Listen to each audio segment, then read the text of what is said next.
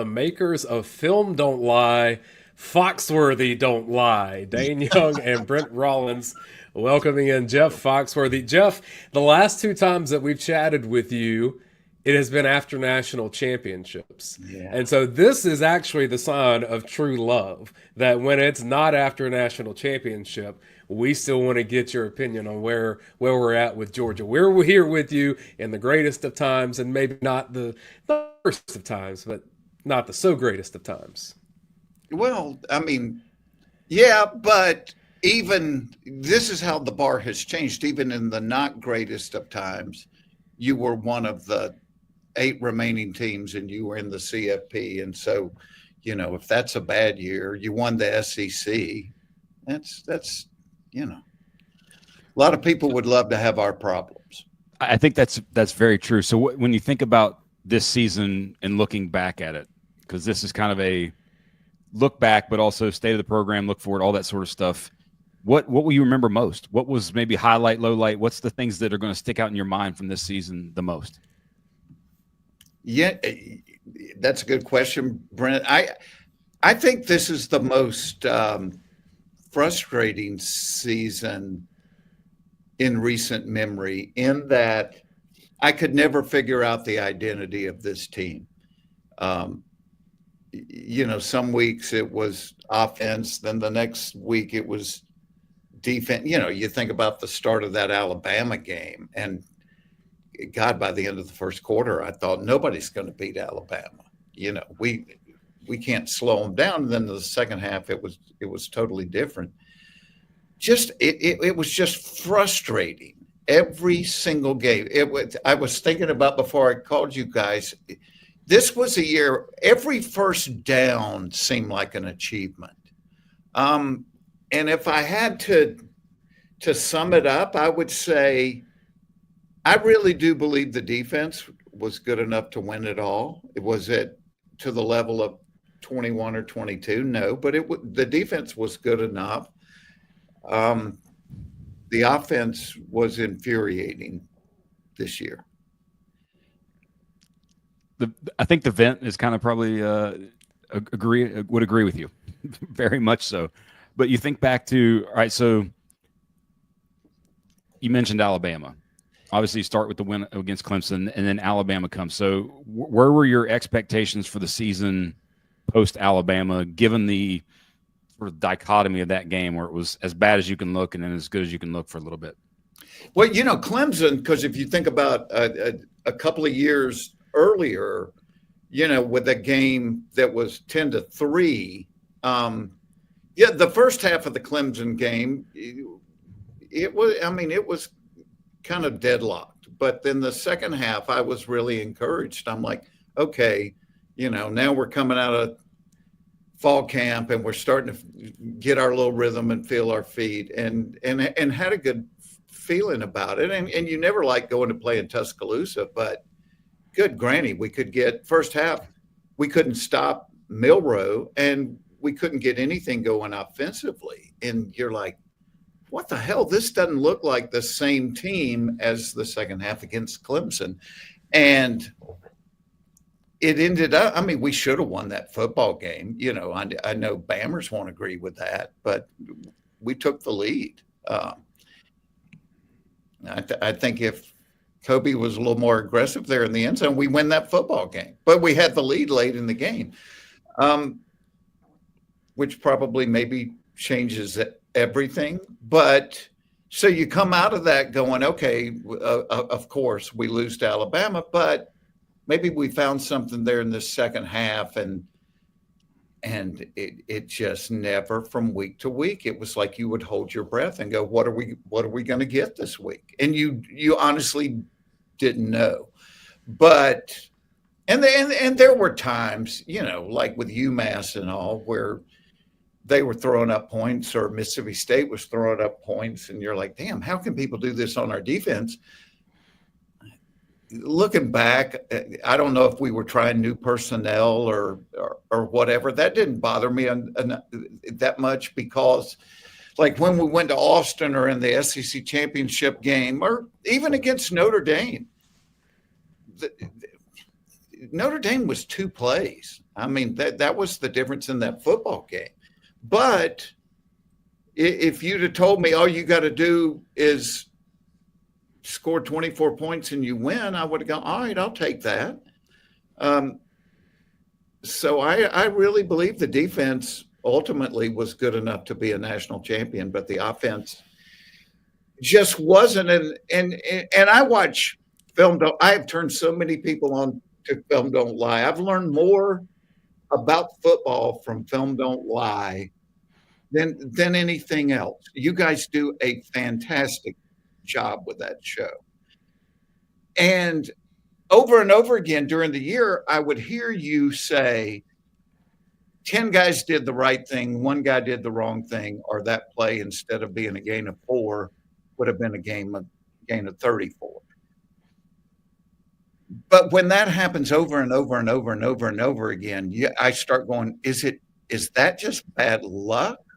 Is it bad coaching? Is it inferior personnel? What is that just that one guy seemed to happen endless amounts of time? And that is never more evident than when you have a wide receiver wide open, ball is there, should be a catch. Now, I know you to be just a fundamentally nice human being. You're a decent man. But I would like you to bring me in. I don't know if it's your text thread or in the room when you're watching this. What is Jeff Foxworthy like when a Georgia receiver is wide open and does not haul in the catch? You know what is funny, Dave? Like for years, I could never go to the games because for 3 decades I was on the road every weekend. Now, as I have surpassed the apex of my zenith, I am able to schedule where I'm off on Saturdays, but I still prefer to watch games by myself. Like everybody's like, you want to go to a watch party? And I just prefer to watch by myself. And usually it's, some type of reaction. It used to be screaming. Now it's just more like this. And I got to practice that a lot this year. But all right, so follow me. You guys know the X's and O's. I don't pretend to be an expert on football. But in high school, I played wide receiver and safety. I think a lot of catching the football is mental. It's 100% in your head. And like even when Gunner came in the second half of the SEC championship game, all of a sudden the guys that were dropping the ball weren't dropping the ball. Why? I don't know, but there was something missing between quarterback and receiver. And I'll go ahead and say it because this is not what I do for a living, and you guys don't have to say it. I think Carson Beck has a lot of physical gifts and skills when it comes to throwing a football. I think a football team thrives off the mentality of their quarterback. I know that from playing sports. Somebody's attitude in baseball, it was always the catcher. The catcher was like determined the mentality of a team. I think in football on offense, it's the quarterback. And you look at Stet. Did Stet have the greatest gifts in the world? No. But Stet was a gamer. Stet had grit and fire in his belly, and he would turn around and chew somebody out. And I kept going all year long, damn it, Carson, chew somebody out. Damn it, Carson, get mad.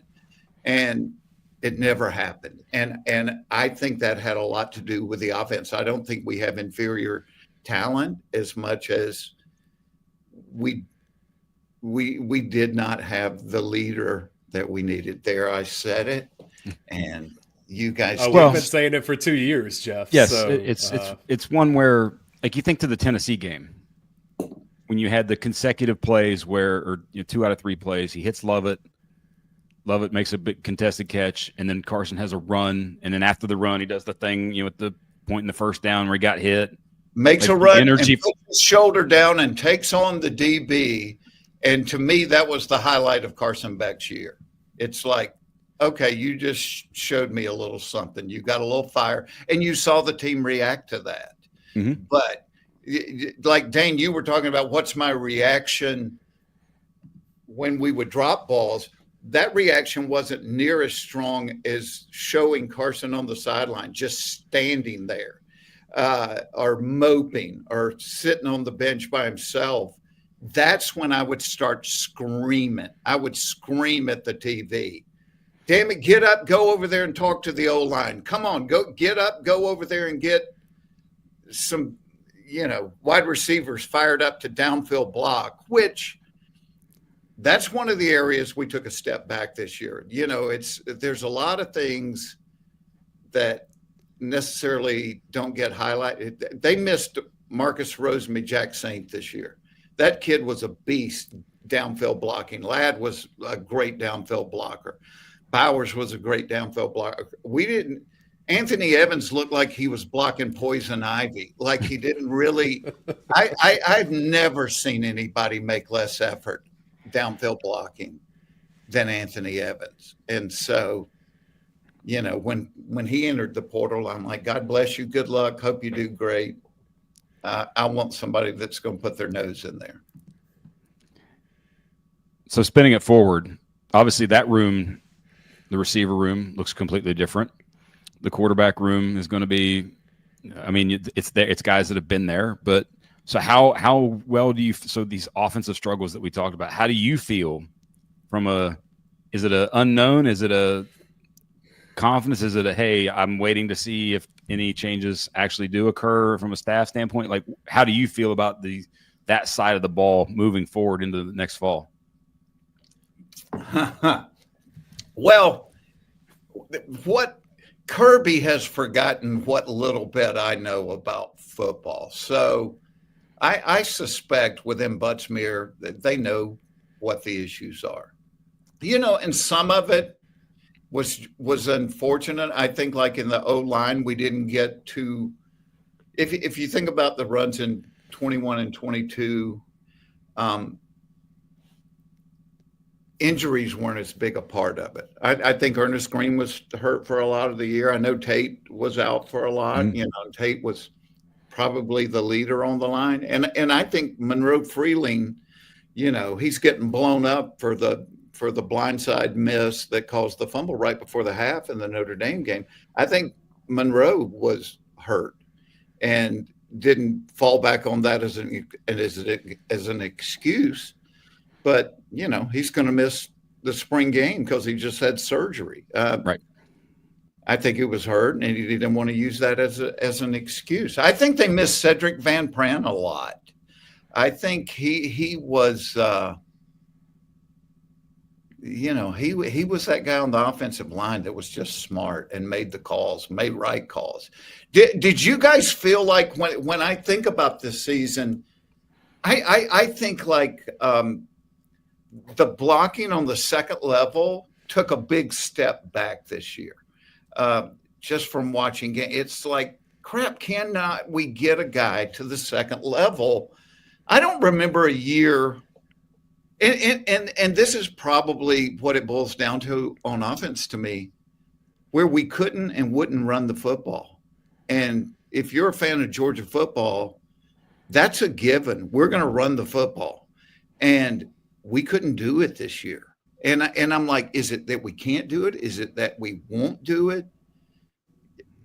But teams that did well in the CFP could run the football. And that was kind of our template in 21 and 22. We played great defense and we ran the football, and we could not do it this year. Why do you think we couldn't run the football? I think some of it's personnel. We were used to multiple years of Darnell Washington and Brock Bowers, being additional linemen. You mentioned McConkey and Rosemy-Jacksaint, really good at blocking guys. Even going back to like Jason Stanley and there's so many receivers that Georgia's had in Kirby's era that have helped with that. Combine that with some offensive line injuries, And I think you just left with a running game that didn't have many options. We pointed out, Brent, on Film Don't Lie, that if, like you were saying, Jeff, if one extra block happens or this extra step is taken to this lane, maybe it breaks into something. It rarely did for Georgia this year. Did we have what was the longest run we had? I mean, when I think of Georgia football, it's always that threat of somebody breaking one for 60 yards. I don't think that happened at all this year, not for a tutty. I mean, ETN broke a long one late in the year, and Frazier had a couple, but when we're talking long ones, we're talking 30 yards, not 70 yards, not DeAndre Swift versus Auburn, where you have that threat and it totally changes the trajectory of a game. I was curious, so I looked. ETN 48. That was his long. Frazier's was 40. And I think it's inconsistencies everywhere. And as great as Bowers and Ladd were as receiving options and the threat that they brought in the pass game, they were equally beneficial to you in the run game. And that's some of that. I think all of it works together, where you have to have those threats in the passing game to make a defense honest. You have to, do the things in the right way in the running game, blocking and all that to make that go as well. But for me personally, I know one that I talked about in the preseason that I didn't think I saw enough of was diversity in the run game in terms of different schemes, because when you don't have a quarterback that's a running threat, you got to do things a little differently in the run game, because I think college football and all of football is kind of caught up with certain schemes. And if you don't have misdirection, if you don't have things that change things up, you're just going to rely on moving people and being more talented, and that's just not the case anymore. You see more of this from a talent perspective in college football. Okay, so I'm going to put you on the line. Does that come down to an OC problem? I think it's partly that, but it's partly all. There's probably a lot of what do I trust. And when you get in a game, and especially if you're calling plays in that game, it's like, okay, I know I can at least do this. I might not be able to do X, Y, and Z, but I feel like I can at least go to this, and maybe it just didn't work sometimes. Who knows? But I think it's part of all of that, yes. So in 2024, what was that thing, Brent? What was the thing where we went, we know we can do this? Because I didn't see it. The little bubble screens, no. The running, and I think we missed Roderick Robertson. I think Rod was more of that power back, big back, but we certainly weren't able to death walk people down the field. Yep. What is it that our offense did good that we went, I know we can do this? I think what you saw was just a trust that in the end, okay, what do I trust the most from at least from a play calling perspective? It was just putting the ball in the quarterback's hands. I mean, you saw the pass percentages was a little bit more so, and the inability to consistently run it. So it was like, okay, when in doubt, I'm just going to put it in the quarterback's hands, let him decide either getting the ball out quick or doing things that. And sometimes, and he went through a stretch where it was, I think here was the interceptions got into his head, and you had like that middle part of the season where it was just like, ugh. And then that's why we talked about in Film a lot the back to basics game, I think against Auburn, where it's like, hey, take what's there, take the check downs, all that sort of stuff. And I think it finally got back into a rhythm to finish the season, but still yet, yeah, it was definitely a struggle bus. So what'd you think of, so obviously he's now was thought to be going to the NFL, is now hanging out in Miami. You got Gunner, at least potentially as QB1, maybe Puglisi. How'd you feel about Gunner in the Sugar Bowl? Oh, you had to like the whole like Lambo to old pickup truck without air conditioning narrative that we got at Georgia, right? Well, you know me, that's right, my wheelhouse. But even going back to the Lambo thing, I just thought that was a really coming from a school that had a fatality from a double fatality from high-speed driving. What a horrible, immature look to get a Lamborghini. And I kept it to myself, but I thought, this isn't a team guy. This isn't a guy thinking of team first. I remember going up there to do a function, and, he's sitting there.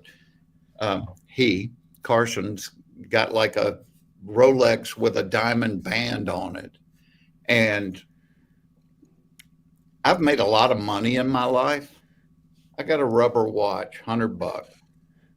Could I buy a Rolex with a diamond band? You bet. I don't care what you think about my watch. I use this to tell what time it is. And so, and a lot of that's immaturity, but I thought all of it was like little red flags to me from a leadership standpoint.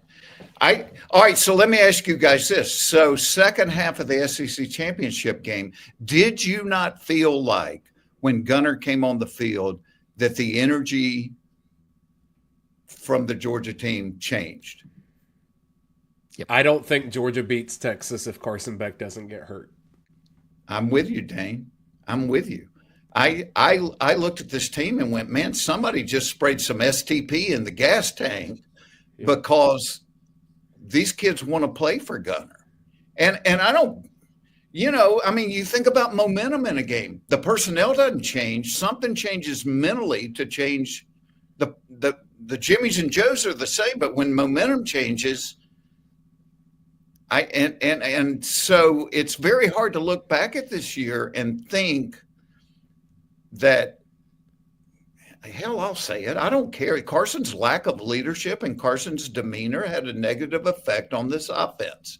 And you can say, well, maybe he was frustrated with people dropping balls. I don't give a crap. Then go chew the guy out. Show me that above anything else, all you want to do is win. And I never saw that out of him. So let's spin it forward. What about Well, so, and obviously, Kirby's as good as. I wouldn't trade coaches with anybody in the country. I think we have the best college football coach in the country. But it is weird, and you would see it a lot on the Vent. And I'm a Vent addict. I'm on there every day. I'd never comment. I just read it, watch. But the way Kirby, they could score a touchdown right before half, and Kirby'd be chewing Stet out on the way to the locker room, and Carson could throw the third pick of the day, and he would be, gently talking to him and encouraging him. And people were like, well, Carson's mentality couldn't take the ass chewing that Stet could. And I'm like, and I'm thinking, okay, well, then he shouldn't be quarterback, because that's part of a quarterback. You've got to lead this team. The energy that flows through the offense starts with you. And so I look forward to Gunner. I don't know enough about Puglisi. I love the fact that he never wavered in his recruitment when they went and signed Raiola. I watched his high school film, and I mean, he's got a little fire in the belly. So I like that. I hope it's an open competition, but we can look at the in Howard for Ohio State's not a great quarterback. He's not going to wow anybody with his stats, but he's good enough to win a natty because the guys around him wanted to play for him and believed in him. And so I don't think. All right.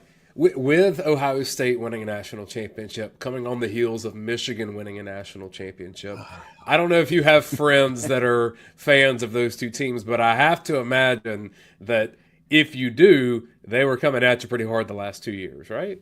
Yeah, well, yeah, a little bit. I'm just glad our team's not coached by somebody that should be the lead advertiser for Just for Men. Ryan Day's beard makes me, you talk about want to scream. That's what makes me want to scream is Coach Just for Men, which I guess plays into fandom where it's really not based on facts. It's just all emotion.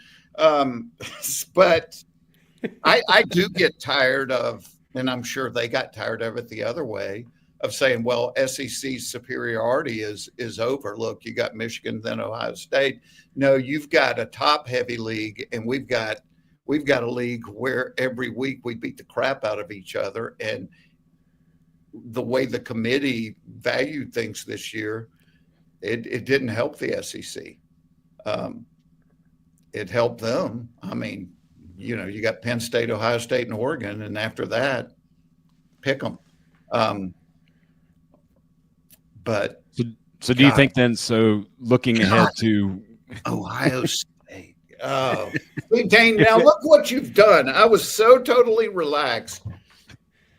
Oh, you weren't totally relaxed. No, but you've got me. So that's one that gets in your crawl. This has to change. This has to change.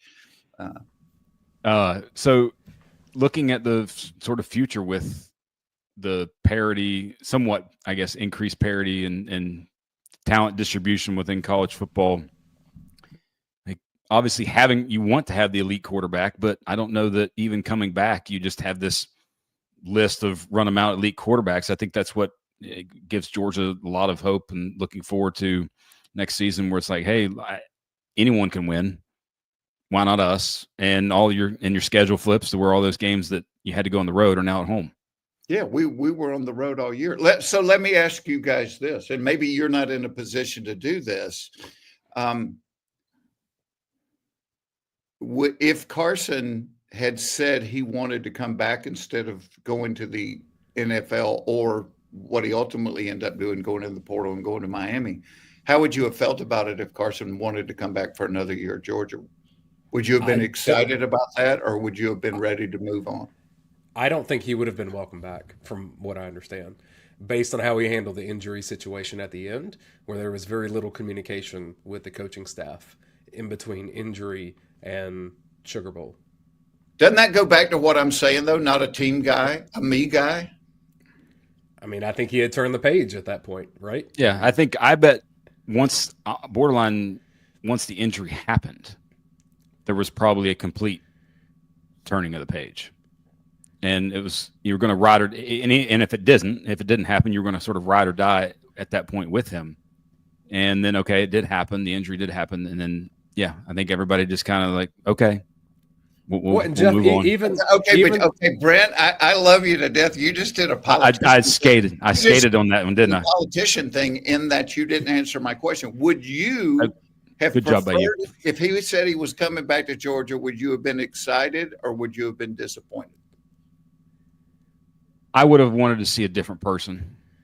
It's based on what you've said. Like, I would have wanted to see choices. And by the way, we don't know, like, we don't get to talk to the kid personally. We don't know the kid personally. But it's the outward persona of what you display. And like the Florida game was, I think, the epitome of all that. And I think a lot of that's just the weight maybe he put on his shoulder. Who knows?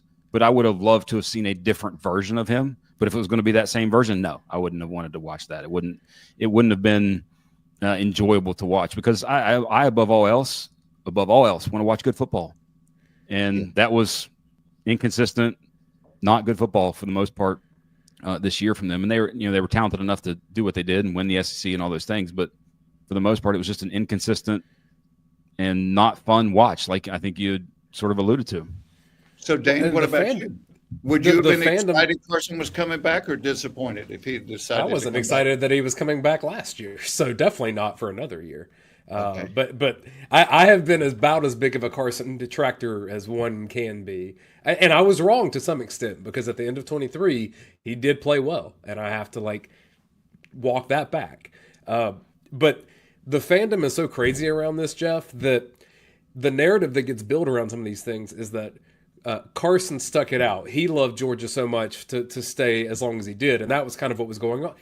Carson had deep talks with Florida State, and I was told that he was almost out the door multiple times in transferring. And that's not to say that he should not be rewarded for staying with Georgia when he did, but it wasn't for lack of kind of looking over and seeing what the other girl looked like over there.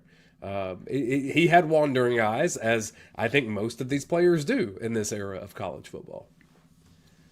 So you've got to trust that the coaching staff knows more about this than, certainly a zillion times more than me, but even more than you guys. Why was he QB1? Well, and it's not just why he was QB1. It was, why was he Georgia's largest NIL investment coming into the season? Like, Georgia put more resources for him to be QB1 than they've ever done with anyone before. Yeah. I think that's basically what was it, $1.5 or $2 million question? Well, and the answer is because as we look back, the physical tools are totally there.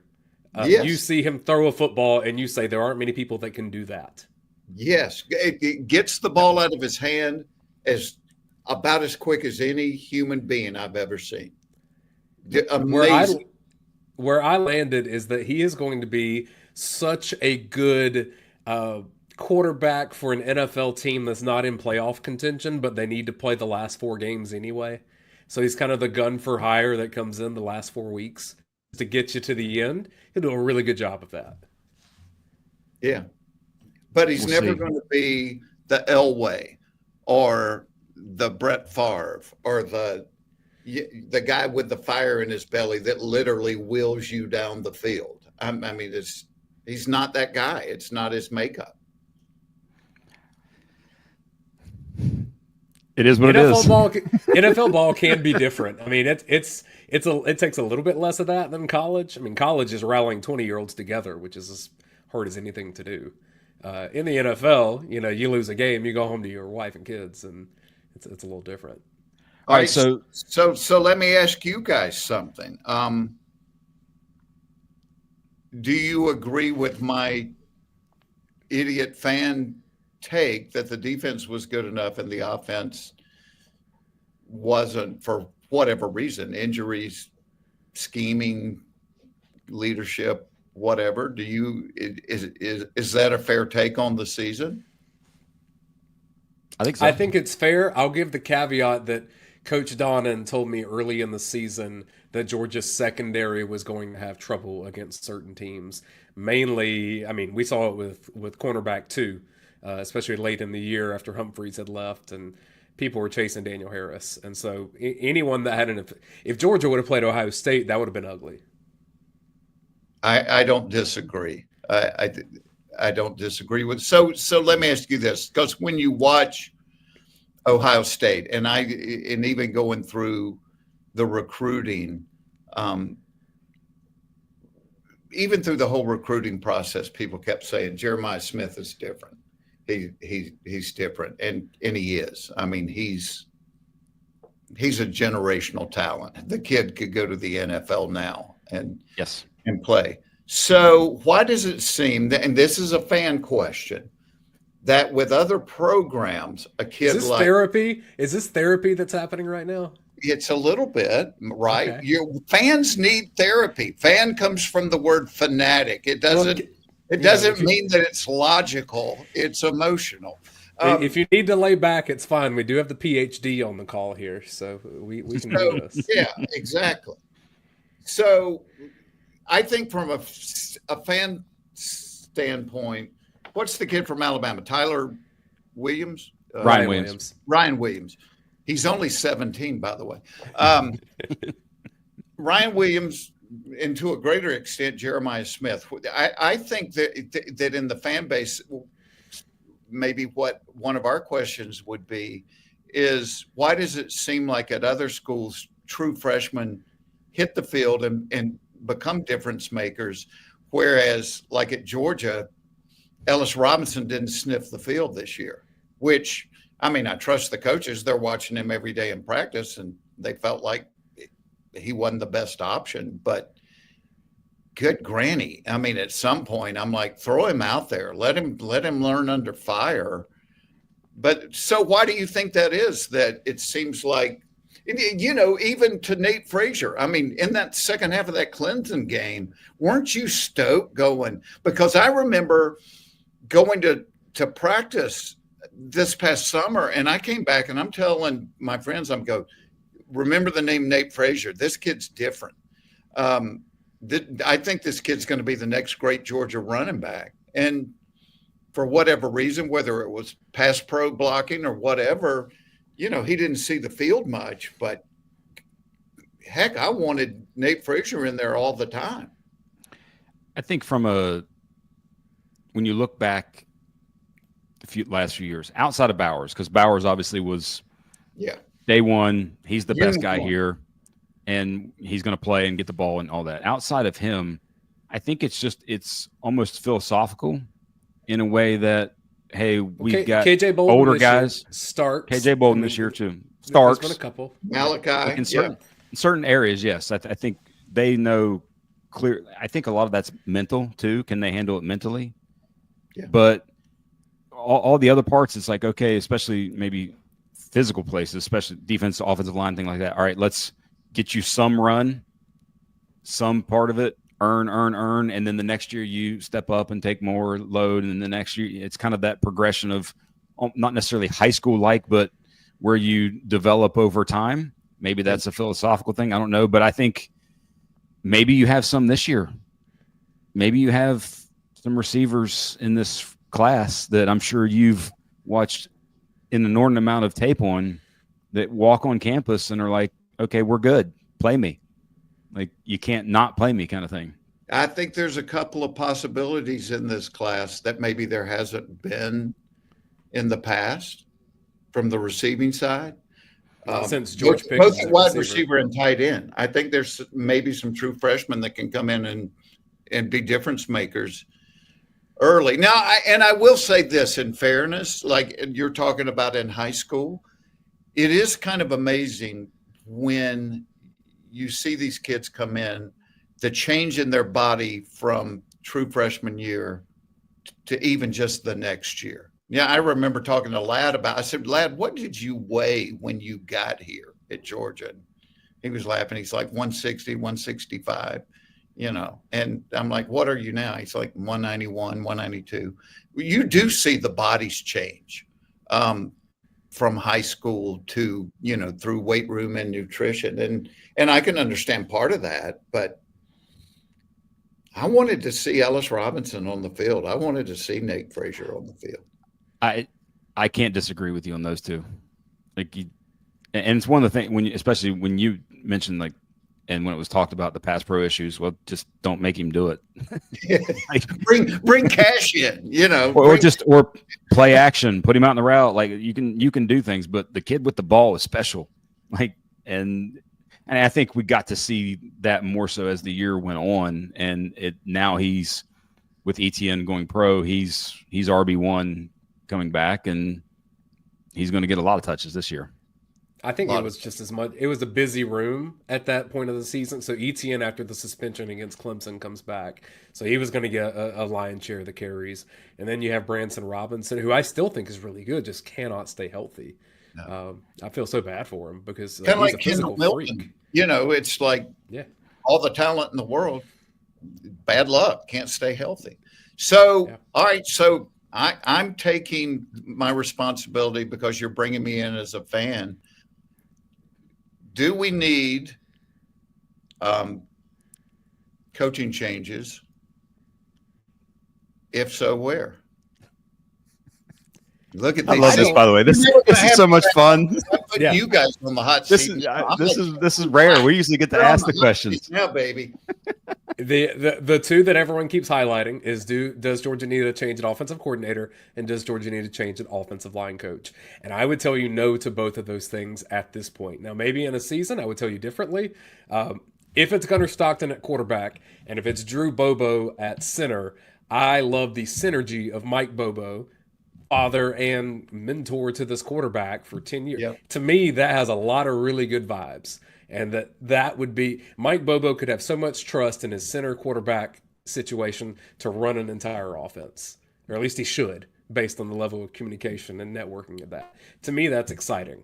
And then in terms of Stacey Searles, the recruiting at offensive line has improved. There was a class under Matt Luke that was dreadful, that has left Georgia in a position where Xavier Truss has to be a starter deep into his tenure at Georgia, even though maybe he didn't quite earn that the way. So I have a bit of patience, but you would need to see a significant improvement from the offensive line in the upcoming season for Searles to remain in that role, in my opinion. I think it would be – I look at track record and sort of history. When have things not gone a certain way and there been no change? Because I can't really remember a time where there's been no change. Yeah. So I tend to lean on historical precedent there and think that some level of change will come. It's just a matter of when. That would be my thought. Now, in I terms would- of I would needing like- to go, and that's so hard when you have the inconsistencies that you had, when you have the potentially lack of leadership that you think you had. Like, there's so many factors to that. I would just say, okay, now you got to build on. If you're going to stay status quo, you've got to build an offense around those guys' skill sets. It's not a drop back offense anymore. It's a under center, run the ball, play action, vary your run game, involve the QB a little bit in the run game. It becomes a lot different animal based upon the skill set of the QBs. So that would be my answer, I guess. Isn't that part of the evolution of the game? I mean, the true pocket passer, there's just not many people doing that now. So from a fan standpoint, like I look at teams that don't have the personnel we have, but I look at it and go, man, they got a lot of pre-snap motion that creates confusion. They've got a lot of. I would love to see more RPO, more misdirection stuff in the running game, because I look at other teams and go, damn, look at that open up, and we don't do that. But again, I defer. I trust Kirby. So maybe I think in the end, that's probably the ultimate answer, right? Huh? You trust Kirby? I said, yeah. You have to trust the guy that's won at the level he's won and won 2 national championships. And all right, if that's what he thinks best, then okay, that's what he thinks best. You going to be in Athens next year for Texas and Bama? You got the Saturday calendar? Oh yeah.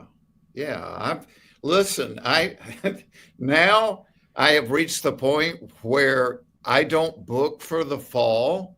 There was a time when you got little kids and you're like, I just got to work every weekend. Now I don't book for the fall until the Georgia schedule comes out.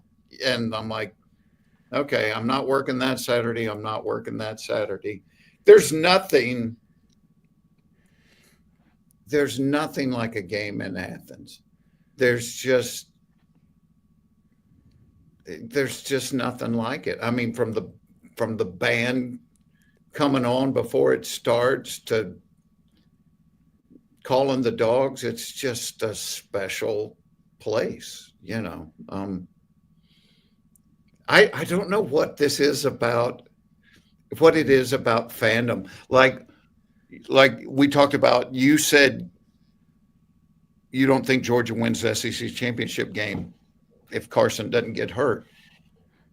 Do you know at halftime I realized that, and this is how sick I am. So I buy like Georgia shirts. Every year I go to the bookstore and I load up. On game day, I have shirts that I'd never wear any other time except game day. And I will wear that shirt until it gets a loss on it. And then it will never be a game day shirt again. And I have to go to a brand new shirt. And during the SEC championship game, I realized at halftime that I didn't have game day shirt on. And at halftime, I jumped up and ran in my closet and put on the game day shirt. And I just imagined somebody calling Kirby in the locker room and going, hey, no worries, Jeff, put the shirt on. Everything's going to be fine now. All good. That's amazing. I mean, we were wondering what the difference was. You just told us. Wow. I went and put the shirt on, and it's my Breaking fault. news. The first half was my fault. I didn't have the shirt. My younger son, he's one who, like, fandom is real with him. And if things aren't going how he likes for any team that he's watching, that he's rooting for, he'll go downstairs versus upstairs. I got to turn this off, or he'll he's very much in that realm. I'm more in the dialed in, just watching the game realm, but he's very much a true fan like that will change anything. We still change seats or make somebody, like if somebody went for a walk at halftime and then we start the second half, well, we'll send them back out. You got to go keep walking until this changes. All right, so here's my question. You guys obviously know a lot more about this than us fans. Why did we start so slow all year long? Why could we never get out of the gate good? I think that goes back to Georgia not being able to establish a running game. It only takes one negative play to get behind the sticks that way. And so if you can't establish a run and your receivers lead the nation in drops, that's just a really horrible situation to lose field position and to not get first downs. I think it goes back to what you said earlier. I think it goes back to the leadership piece and getting into the game and the rhythm of the game. And there's probably some timing elements to getting that individual into the rhythm of the game. And if you add the inconsistencies that Dayne just mentioned, it becomes a snowball effect, and then you reset. Second half becomes a little bit different vibe. Now you're behind the 8 ball, maybe. Who knows? But it was definitely a thing. It wasn't like it wasn't a thing. It was a real thing that inconsistencies in the first half and inability to put points on the board in the first half was a very much real thing for them this season. Were the drops a personnel thing, mental thing? What were the drops? That's a bit of both, right? If the personnel have a mental thing, then maybe someone else in the personnel wouldn't. I think it is definitely a bit of both. I would go more towards to me, that's one of those things either you can or can't do. A lot of times, like you just have a natural feel to how to turn your body and where to put your hands, and that some maybe don't. And you've got the 10,000 reps thing. Maybe eventually you get to that point. Like Arian Smith's having a good week at the Senior Bowl.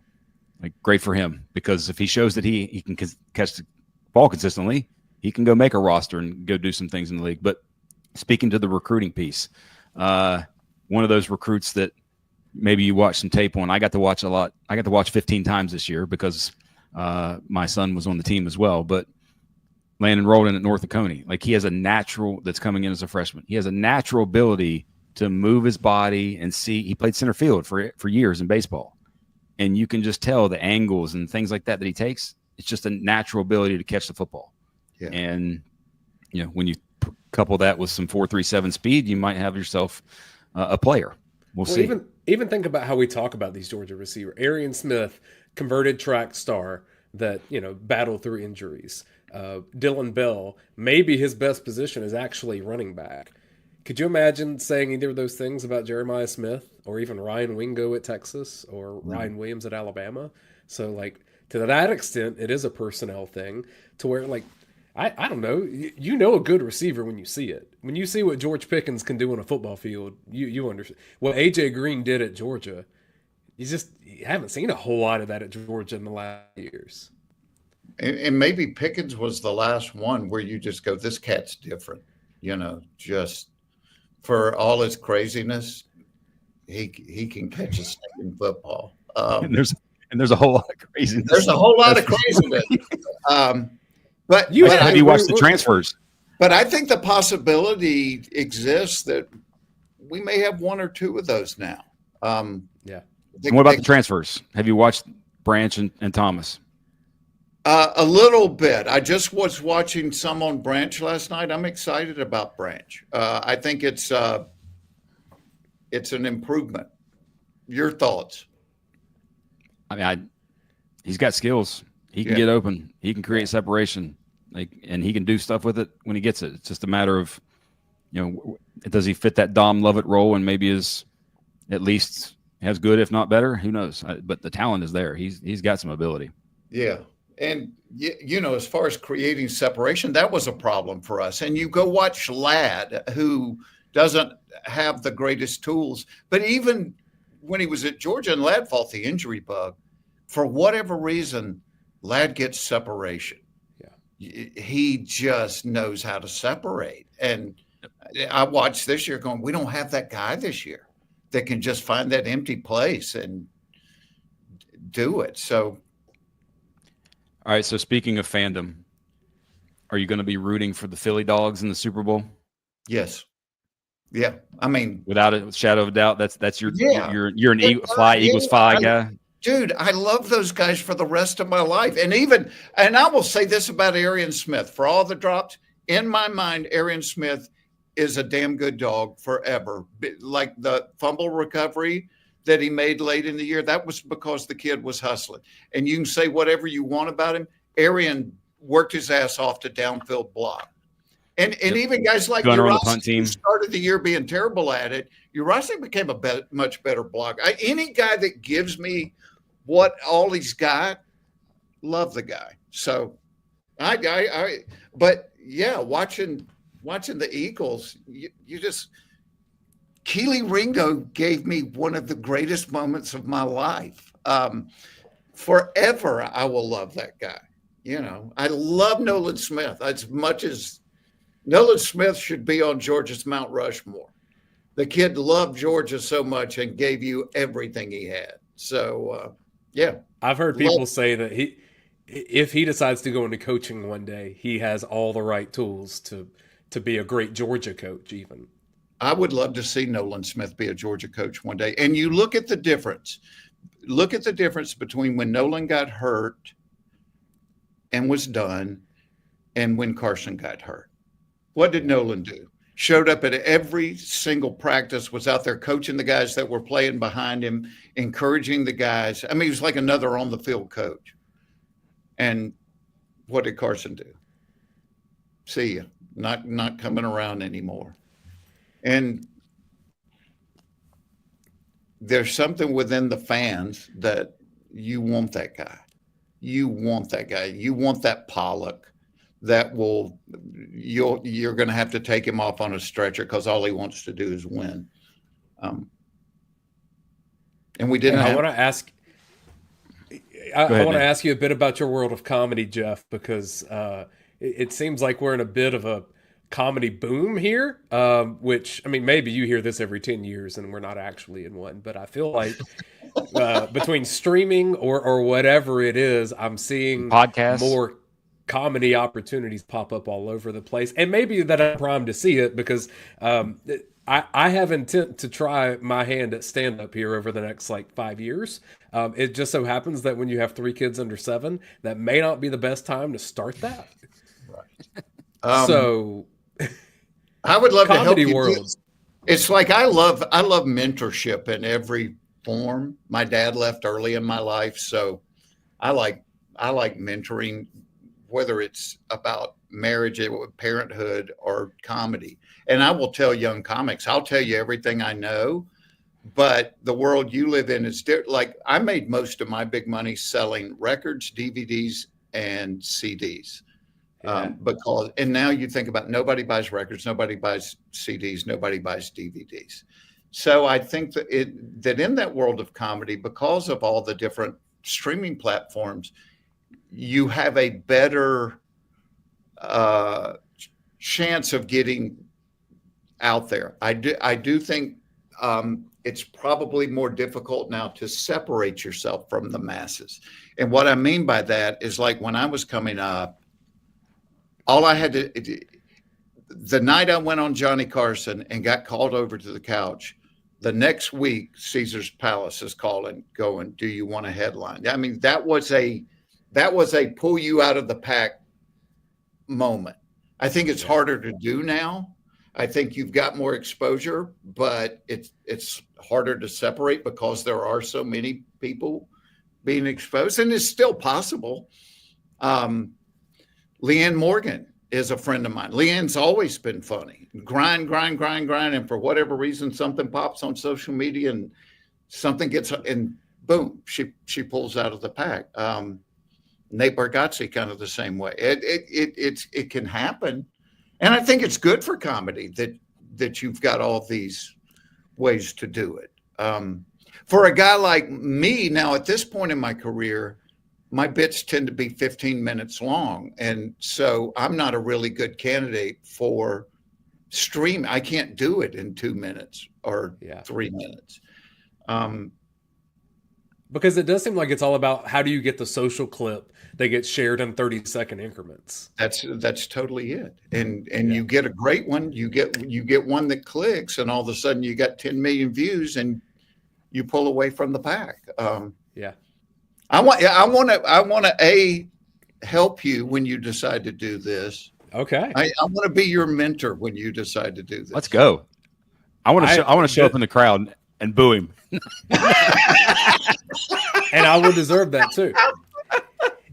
No, because I have the beginning list of potential bits in my phone that I have to write out that I've been working on for 2 years. So I know that's a starting point. But I've just been studying different I'm going to see Kevin Nealon in Atlanta this weekend because I freaking love Kevin Nealon. Yeah. He's so good. Yeah. And there's no, here's the thing about it. There's no, if you want to be an actor, you go to acting school. If you want to be a musician, you go to music school. Yeah. There is no comedy school. The way you learn to be a comic is hanging out with comedians and watching comedians. And Bob Newhart told me one time, he said, we're all like magpies is we sit there on the gutter and we just observe. And when we see something shiny that we like, we fly down, pick it up, and bring it back and put it in our pile. Yeah. That's what. Or you read the DawgVent. Or you read the DawgVent. Yeah. And you read the headline that says, "One of you need to come get your girl." And the thing is woman faces jail for cyber farting. Why do I think I may be related to this person somehow? She bombarded her ex with videos of passing gas, is what it says in the thing. Well, I read one not long ago. What is it? The Darwin list of where some guy died because he loved cabbage and beans, and his wife had made him a big thing of cabbage and beans, and he had eaten 4 bowls of it. And he went back in their trailer, and he got in the bed and shut the door. And apparently they didn't have good ventilation. And he literally died from inhaling his own methane gas. And I said, I don't feel bad for the guy. I feel bad for his wife because 50 times at the funeral home, people came over to her and said, Sharon, what happened? And 50 times she had to go, well, you know how much Jerry loved cabbage and beans. She had to tell this story 50 times. Oh, goodness. And at some point, it just becomes he was full of hot air, right? Yes. Yeah, exactly. Yeah. So just by the 30th time. Just and for anybody watching this, I don't pretend to know a thing about football. I love it. It's I love Georgia football. I love every aspect of it, the recruiting, all of it. So, and you guys do feedback. You're my favorite. I so look forward to Film Don't Lie dropping. I'm waiting on it to drop to figure out what the hell happened Saturday. And you guys do a wonderful job of because a lot of times in my mind, what I thought happened after I watch Film Don't Lie, I go, oh, that's not what happened. Well, thank you. Do a terrific job at that. And Dayne has gotten, I'm going to tell you something. You've gotten to where you grind your ass off trying to find the one thing that Brent missed, and you'll go, hey, yes. But watch over here. What happened? Rah doesn't get the chip block, and Brent will give you the little pat on the head and going, yep. Yeah, you're right. But still, 13 was coming out on the outside, and it wouldn't have mattered. So you have pegged this so hard that Brent knows more about football than I ever have. But I have access to the pencil on the screen, and so I get to circle something. You're in charge, yeah. And speaking of that, oh, go ahead. I was going to say, did you see the guy in the Notre Dame game on the sideline that we pointed out, where he was after the what was it, a reverse or one of Frazier's long runs, or I think it was what it was. Yeah, it was the reverse. And the guy on the sidelines sprinting down the side and pointing to everybody, get out of the way after that issue in the first half. Yes, yeah. Oh, well, he was clearing the lane, buddy. Yeah. Poor walk-on, man. And I still believe that the penalty was because the ref got jacked up on it. I think if he doesn't collide and get hit in the face, I think he was just pissed off and went, damn, that hurt. All right, I'm throwing the flag. Yep. I think you and most everyone in the fan base would probably agree. I agree with that because he was grabbing his rib or something like that. He got his feelings. It definitely hurt him. So he had to throw the flag. Anybody that's been a father and has rough house with their kids and then had a visceral reaction after it went too far knows exactly what that felt like. Is that That's rough? It. 100%. That's it. Well, Jeff, we can't thank you enough for joining us. It's always awesome to catch up with you, and I think you were, there's disappointment, but there's also hope moving forward. There's always hope, and I think you hit it the nail on the head with the, hey, I trust the guy who's won a ton and won a couple national championships. I totally trust it. I'm excited about what we're going to look like next year. I think next year could be really good. I don't think, thank you God, we're not in the rebuild stages. We'll reload and adjust to. And I think good coaches know you coach to what you have, right? And so sometimes change is a good thing. It's like, all right, what do we have? What's the best way to make this work? So, yeah, I'm excited. I'm always excited this time of year. It's going to be good. I never have a year where I go, we're going to suck. Every year I'm like, we're going to win it all this year. True fan. If you're wearing the right shirt, they will. Yes. Exactly. Got to go to the bookstore. Note to self. All right. All right, Jeff, thanks for joining us. And hopefully next year when we do this, we can do it after a third national championship. And if not, we'll blame your wardrobe. Okay. I'll assume it. I'm a team player. I'll tell you, it's on me.